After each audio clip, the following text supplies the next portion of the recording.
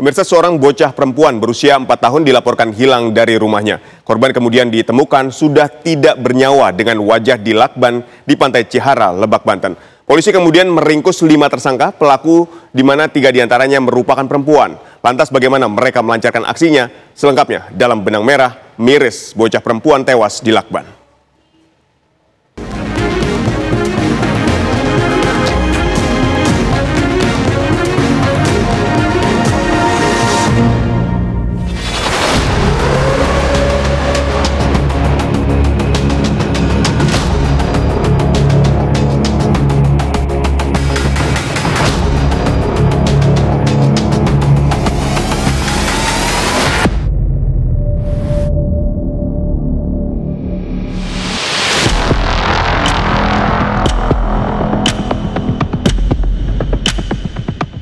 Kamis 19 September 2024, publik Lebak, Banten dikejutkan dengan penemuan seorang bocah perempuan yang sudah terbujur kaku dengan wajah dilakban. Bocah malang itu ditemukan di Pantai Cihara. Hasil forensik mengungkap korban diperkirakan telah meninggal 2 hari sebelum ditemukan. Belakangan, bocah itu diketahui bernama Akilatunisa Priska Herlan alias APH berusia 4 tahun. Ini siapa? Yang? Kamu siapa? Kamu yang kan? Siapa? Ini siapa? Ini siapa? Yang apa? Ini siapa? Ini yang apa? Ini udah ngobrol di depan. Ini Emi. Ini Emi. Iya. Udah. Bersih dulu kamu bersih dulu. Emi. Emi.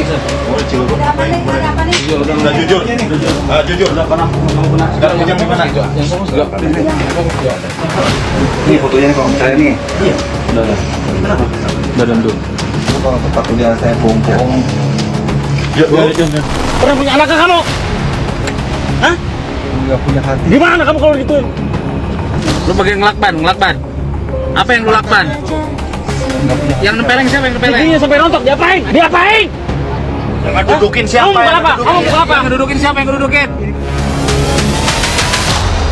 Polisi bergerak cepat. 2 hari usai penemuan jasad itu, petugas meringkus para pelaku yang berjumlah 5 orang. Dari kelima pelaku itu, 3 diantaranya perempuan dan 2 lainnya laki-laki. Mereka memiliki peran masing-masing, mulai dari eksekutor hingga bagian membuang jasad korban. Kita sudah mengamankan 5 orang tersangka, ya, baik itu tersangka yang langsung mengeksekusi anak tersebut atau yang juga membantu sampai dengan pembuangan ke lokasi di Lebak. Ya, ada 3 perempuan dan 2 laki-laki. Tersangkanya kebetulan juga dikenal sama ibu korban. Ya, masih ada hubungan pertemanan, kalau keluarga tidak ada. Ihwal petaka yang menimpa APH bermula dari pengintaian yang dilakukan Emi dan Saena. 2 perempuan tersebut menculik APH kala korban sedang seorang diri bermain telepon pintar. Ketika itu orang tua korban, Amelia, sedang pergi ke tempat kerja suaminya yang tak jauh dari lokasi. Emi dan Saena rupanya sudah memperkirakan kepergian Amelia. Keduanya menunggu sambil mengamati situasi sekitar dari sebuah gudang yang berada di samping rumah korban. Saya itu kan keluar sampai balik lagi itu hanya selang 5 menit aja ya kan. Saya hanya selang 5 menit, saya tinggalin Akila. Memang posisinya di rumah itu saya tidak kunci, hanya saya tutup pintu kamar dan tutup pintu luar. Jadi Akila itu ada di dalam. Sebelum saya pergi, saya sempat tanyakan di sama saya, "Kakak mau ikut?"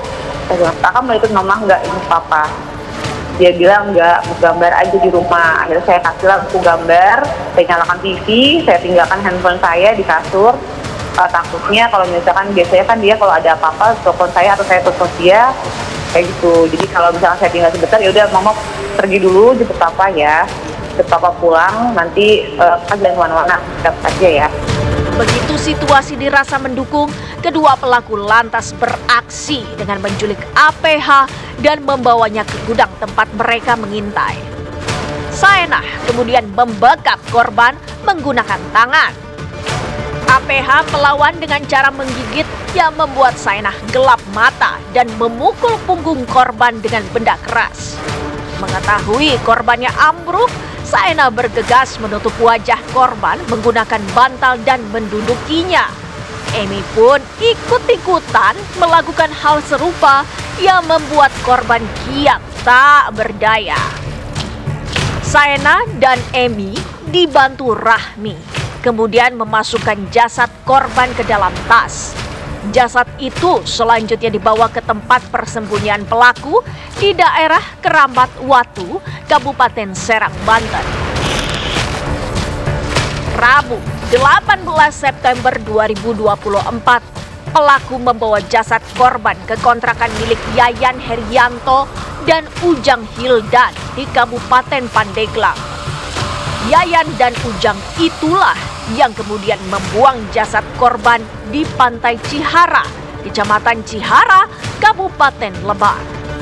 Pelaku kemudian mencoba menghilangkan jejak dengan membakar tas yang digunakan untuk membawa jasad korban. Ya, tadinya saya mau ngambil air dari belakang warung saya, kelihatan ada plastik kayaknya, ada plastik di situ. Tiba-tiba saya lihat itu orang nyangkut di batu itu. Terus saya cari ke situ. Dia terlentang di situ tuh orangnya. Terus saya nyuruh teman saya ambil, takut air naik lagi, nanti dia hanyut lagi gitu. Tahu itu orang dari mana gitu. Tahu hanyut, tahu apa, saya kelihatan ada di situ. Itu ada lebam di kanan kiri tangan, kemudian di kaki juga ada, di perut juga ada lebam, kemudian juga kalau hasil dari pemeriksaan dari forensik itu juga untuk telinga, hidung maupun mulut ditutup agar tidak berbau seperti itu.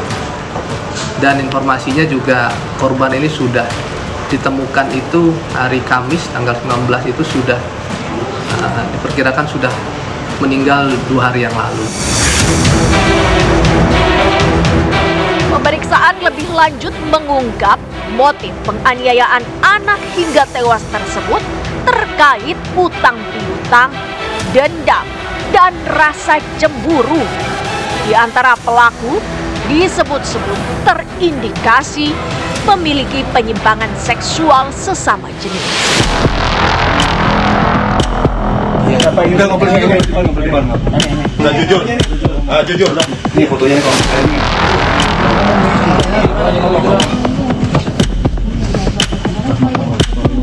Tadi kontak aja lagi. Ayo. Belakang kamu. Hah? Gimana kamu? Apa yang lu lakukan?